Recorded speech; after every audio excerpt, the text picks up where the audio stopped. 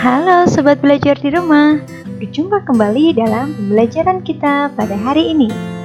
Pada tema 1, organ gerak hewan dan manusia, melanjutkan subtema 3, lingkungan dan manfaatnya.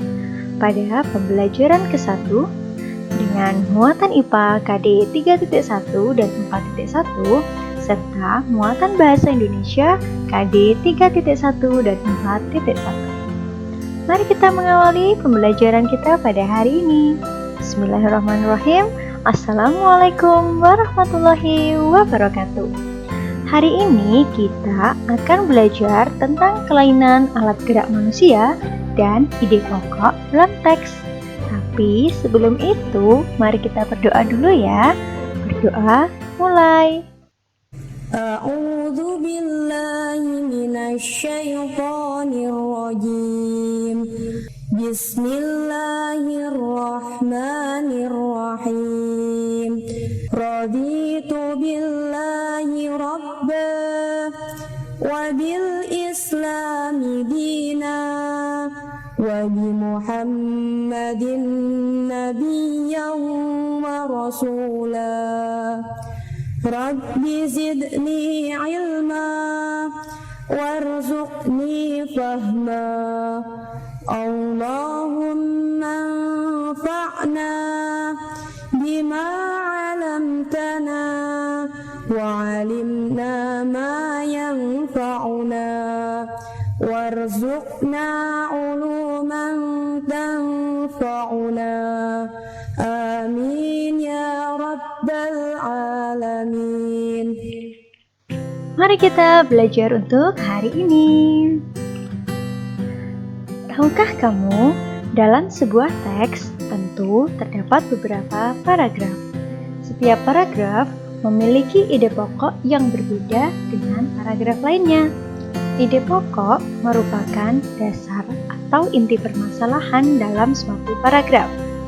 Dalam sebuah paragraf, ide pokok biasanya terletak di awal paragraf, pada paragraf deduktif, akhir paragraf pada paragraf induktif, atau awal dan akhir paragraf pada paragraf campuran. Langkah-langkah yang harus kalian lakukan untuk menentukan ide pokok pada suatu teks yaitu baca terlebih dahulu paragraf dengan cermat. Bacalah kalimat demi kalimat sampai kamu menemukan ide pokok dan tandailah ide pokok setiap paragraf tersebut. Berbagai jenis teks dapat digunakan untuk berlatih menentukan ide pokok, seperti paragraf pada teks tersebut. Ini adalah salah satu artikel ilmiah, di mana teks yang disajikan dalam artikel ilmiah tentu singkat dan padat. Mari kita baca dengan seksama. Pembuatan cobek dan ulekan tradisional. Cobek merupakan peralatan dapur yang terbuat dari batu alam. Cobek biasanya digunakan untuk menghaluskan bumbu dapur seperti cabai, bawang putih, bawang merah, ataupun merica. Para perajin cobek tradisional menggunakan batu andesit sebagai bahan utama pembuatan cobek. Batu andesit juga telah dipakai oleh nenek moyang untuk membuat berbagai perkakas dan bangunan besar seperti candi. Kira-kira kalimat utama terletak pada kalimat mana ya? Pada paragraf tersebut, setelah kita membacanya, kita dapat menemukan ide pokok. Tapi sebelum itu, kita harus menentukan dulu kalimat utamanya. Kalimat utama pada paragraf tersebut terdapat pada kalimat pertama. Cobek merupakan peralatan dapur yang terbuat dari batu alam. Ini adalah kalimat utamanya, sehingga kita bisa menyimpulkan bahwa paragraf ini adalah paragraf deduktif, di mana kalimat utama terletak pada awal paragraf. Setelah kita menemukan kalimat utama, kita bisa menyimpulkan ide pokok dari paragraf tersebut. Ide pokok dari kalimat itu bisa menjadi cobek sebagai peralatan dapur dari batu. Ketika kita sedang menggunakan cobek dalam membuat masakan, tentu kita membutuhkan tulang dan otot yang kuat. Nah, di sini kita akan melanjutkan pembahasan mengenai kelainan pada alat gerak manusia. Alat gerak dapat mengalami kelainan karena cedera pada tulang manusia, kebiasaan, atau keturunan. Berikut beberapa kelainan yang sering terjadi. 1. Fisura dan fraktura. Fisura merupakan retak tulang, sedangkan fraktura merupakan patah tulang. Adanya benturan keras pada tulang sehingga tulang mengalami kerusakan seperti retak dan patah tulang. Penyebabnya bisa jatuh atau kecelakaan. Pada retak tulang dicirikan tertutup atau tidak tampak dari luar karena tidak merobek otot atau kulit.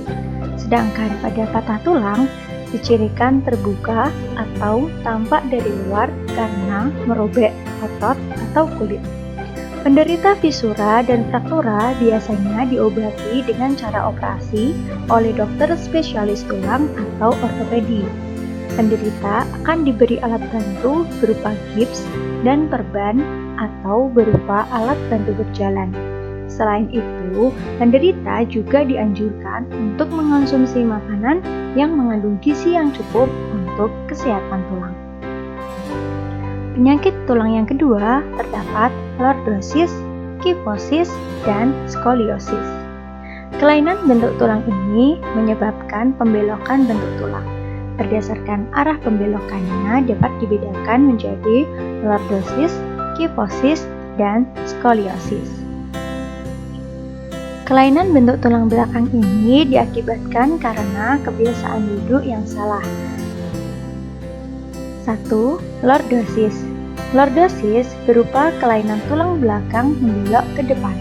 Hal tersebut menyebabkan tubuh condong ke belakang. 2. Kifosis. Kifosis berupa kelainan tulang belakang membelok ke belakang. Hal tersebut menyebabkan tubuh membungkuk ke depan. Dan skoliosis berupa kelainan tulang belakang membelok ke samping kiri atau kanan. Hal tersebut menyebabkan tubuh bagian atas tidak lurus. Penyakit tulang yang selanjutnya adalah rakitis. Adanya gangguan pertumbuhan tulang karena kekurangan gizi berupa kalsium, fosfor, dan vitamin D. Gangguan ini, rangka-rangka tulang kaki akan berbentuk X atau O. Penderita biasanya merasakan nyeri pada tulang belakang, panggul, dan betis. Selain itu, penderita rakitis juga mengalami pertumbuhan yang terhambat. Penderita rakitis biasanya diobati dengan cara pemberian vitamin D dalam dosis yang tinggi atau melakukan operasi oleh dokter spesialis tulang. Rakitis dapat dicegah dengan cara berolahraga pagi atau berjemur di bawah sinar matahari pagi secara berkala, serta mengonsumsi makanan bergizi seimbang termasuk vitamin D. Penyakit tulang yang keempat adalah osteoporosis. Adanya gangguan struktur tulang karena kekurangan fosfor dan kalsium. Gangguan ini mengakibatkan kepadatan tulang berkurang sehingga rapuh. Penderita gangguan ini sering merasakan tulang lingu dan tulang mudah patah. Penderita osteoporosis biasanya diobati dengan cara pemberian vitamin dan hormon tambahan. Namun, osteoporosis ini juga dapat dicegah dengan cara berolahraga pagi dan mengonsumsi makanan bergizi seimbang termasuk vitamin D. Osteoporosis ini biasanya diderita oleh orang yang sudah lanjut usia.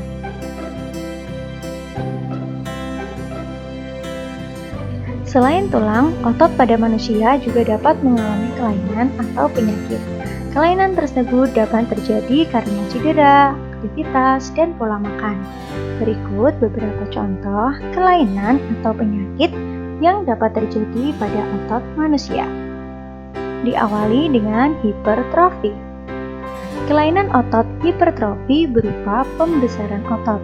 Kelainan ini terjadi karena otot bekerja berlebihan dalam waktu yang lama disertai dengan asupan gizi yang banyak. Hipertrofi biasanya terjadi pada atlet binaraga atau angkat besi. Seseorang yang mengalami hipertrofi memiliki massa otot yang lebih besar dibandingkan dengan orang yang normal. 2. Atrofi. Atrofi adalah kelainan otot berupa pengecilan otot. Secara berkala, otot akan mengalami pengecilan, pelemahan, dan penurunan fungsi. Penyebabnya adalah makanan yang buruk, sirkulasi udara yang buruk, tidak digunakannya otot, atau adanya penyakit yang merusak sel saraf otot. 3. Stiff. Stiff atau kaku leher adalah kondisi yang menyebabkan penderitanya mengalami nyeri dan kesulitan menggerakkan leher, terutama ketika mencoba menoleh. Sakit yang terjadi pada otot leher karena cedera otot atau kelainan anatomi tulang belakang yang disebabkan salah gerak atau bergerak secara tiba-tiba. 4. Tetanus. Kelainan otot ini berupa kejang atau kaku otot karena infeksi dari bakteri Clostridium tetani. Otot yang kaku menyebabkan rahang tidak bisa dibuka karena mengatup rapat. Kelainan otot ini biasanya terjadi setelah tertusuk paku atau besi yang berkarat. Nah, berikut akan kita ulas mengenai penyebab dari kelainan otot pada manusia. Kelainan otot dapat disebabkan karena bawaan sejak lahir, infeksi bakteri atau virus, dan kebiasaan yang salah. Berikut beberapa kebiasaan yang buruk yang dapat mengakibatkan terjadinya kelainan pada otot, antara lain membaca buku dengan posisi tidur, membawa beban terlalu berat, tidur dengan posisi yang salah, menulis dengan tubuh miring, dan berjalan dengan membungkuk. Penting bagi kita untuk menghindari beberapa kebiasaan-kebiasaan buruk yang biasa kita lakukan demi menjaga tulang dan otot kita tetap sehat.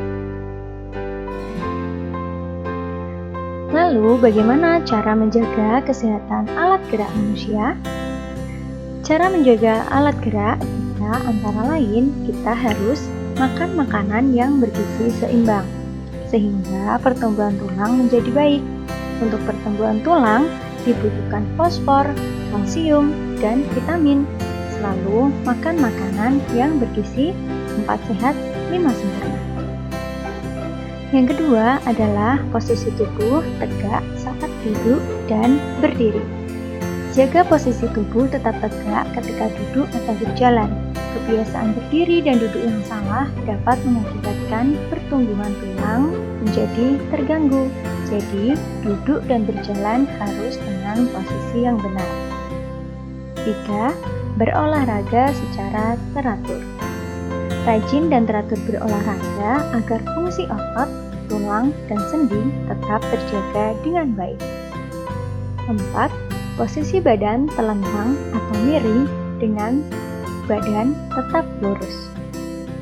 Ketika tidur, posisi badan telentang atau miring sehingga tulang belakang tetap tegak.